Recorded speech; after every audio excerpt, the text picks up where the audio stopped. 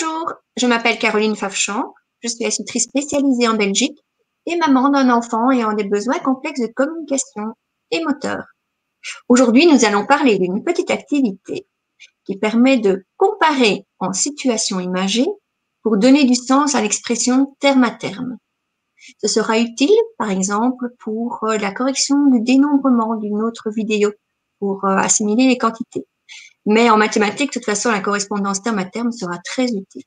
Donc, voici une première petite activité vraiment de base que vous pourrez faire avec des supports papier, des objets ou, comme ici, vous allez voir aussi, une activité sur écran, sur PC qui permet d'utiliser d'autres moyens d'accès comme les contacteurs, la souris, le tactile ou la commande oculaire.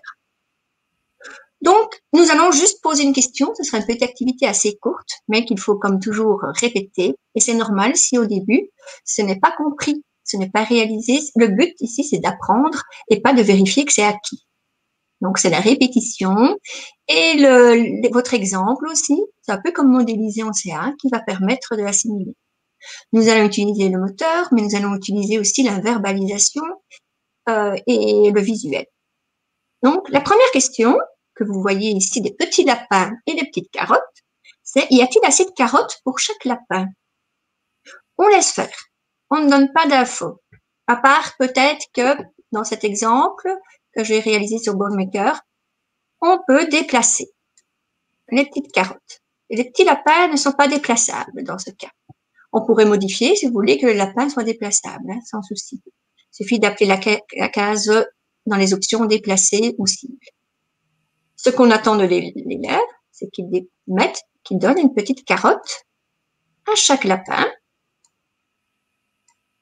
Et ainsi, on verra s'il y a assez de carottes pour chaque lapin. Oh oui, il y a même trop de carottes. Il y a plus de carottes qu'il n'y a de lapins. Si on veut le faire sur format papier, vous pouvez imprimer sur le site d'Aceo, dans Jeu des nombres. Également, vous découpez des petits lapins, des petites carottes. Vous pouvez évidemment le faire avec des autres carottes, des petits lapins. Vous pouvez aussi prendre des petits jouets que vous auriez. Maintenant, il faut un certain nombre de lapins et de carottes pour pouvoir le faire. Vous pouvez le faire avec d'autres choses que des lapins et des carottes, évidemment. Par exemple, ici, des souris et des fromages. En version papier, en version PC. Je vais donner le fromage à chaque petite souris. Et là, je vois rapidement qu'il y a plus de souris que de fromage. Pourquoi ce n'est pas mis en ligne l'un côté de l'autre? Oui, ils disparaissent. Parce que le but, ce n'est pas de voir que c'est plus long d'un côté que de l'autre. C'est pour ça qu'on propose, si vous le faites en version papier, c'est que les souris, par exemple, soient un peu plus grandes, la case, que les fromages. Si on les met l'un à côté de l'autre tout serré, ça fait pas de ligne, même quand le même nombre, de la même longueur. Ce ne sera pas ça la correspondance ici. C'est vraiment donner chaque fois, comparer la quantité, un pour un. Donc ici, est-il assez d'hamburgers pour chaque assiette? Et vous voyez l'organisation là, visuellement, nous on le voit très vite, hein. Les 6, il y en a 2 de plus. Mais pour vérifier et pour pouvoir répondre, nous allons pouvoir mettre un hamburger sur chaque assiette. Et là, vous voyez qu'il y a plus de hamburgers que d'assiettes. Vous remarquez qu'on ne les compte pas. Ce n'est pas le but ici. Une notion un peu plus compliquée. Donc, y a-t-il assez de niches pour chaque chien? Ici, il y en a assez. C'est la même quantité. Bravo. Donc, voilà.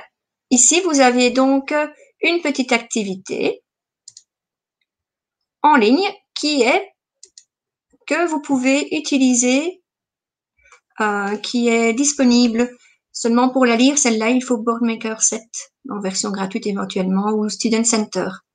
Mais je suis en train de le faire sur MindExpress aussi et c'est possible sur d'autres éditeurs. Il y a peut-être même moyen de le trouver sur certains sites, je ne sais pas, ça il faudrait regarder. Je vous avoue que j'ai pas tout non plus. Mais c'est assez simple. Et si vous utilisez mon petit modèle, vous pouvez modifier. Vous pouvez donc mettre un autre animal ou autre chose. Vous pouvez aussi faire ça quand on met la table, par exemple. Si vous mettez une assiette à chaque personne et vous demandez qu'elle donne un biscuit à chacun.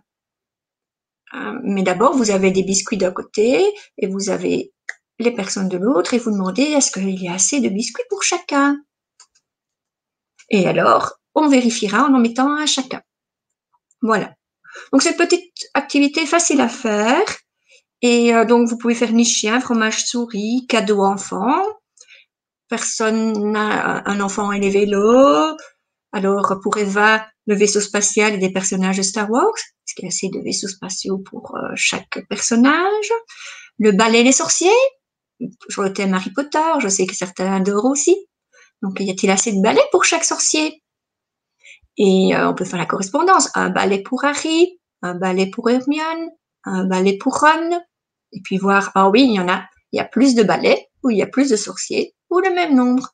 Vous voyez, ça ne met pas besoin de s'asseoir à une table, on peut le faire n'importe quand. C'est assez facile. Ici, j'ai fait de la verbalisation, mais c'est plus pratique encore si on a les petits objets, etc. Est-ce que c'est clair pour toi? Ça te semble? Pour moi, c'est parfait. Oui. Là, je ne sais pas vraiment te le faire faire sans les accessoires, mais je pense que tu as bien compris le principe.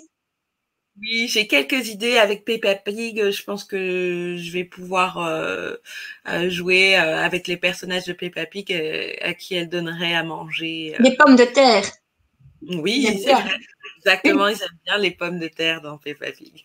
Donc, on ne demande pas la quantité ici. On ne demande pas combien de pommes de terre et tout ça. Oui. Tu demandes, y a-t-il assez de pommes de terre pour chacun? Tu vois, il y a plus de pommes de terre ou il y a plus de personnages.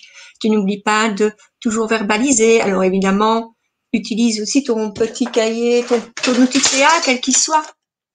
Soit un robuste si tu as, ou bien alors tu te fais un TLA avec, là évidemment je devrais regarder, mais il y a plus de pommes de terre, il y a moins de pommes de terre que de personnes. Tu vois? N'oublie pas aussi d'utiliser ça pour la verbalisation en CA. Hein. Est-ce qu'il faut que ce soit le même personnage, plein de petites Peppa, ou est-ce que c'est possible de mettre toute la famille de Peppa Pig? Ah non, tu peux mettre toute la famille, comme ça quand tu verbalises, tu diras une pomme de terre pour Peppa Pig, une pomme de terre pour Georges, une pomme de terre pour et tout ça. Donc sans souci. Et dans ton outil robuste où tu es là, tu n'as pas besoin de dire le nom, tu peux dire personne et nourriture par exemple. Tu vois, tu n'as pas besoin non plus d'avoir trop, ce n'est pas grave, mais il faut le plus, le moins et le égal.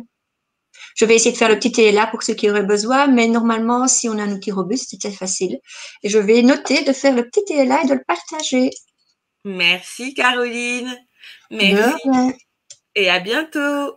À bientôt, au revoir.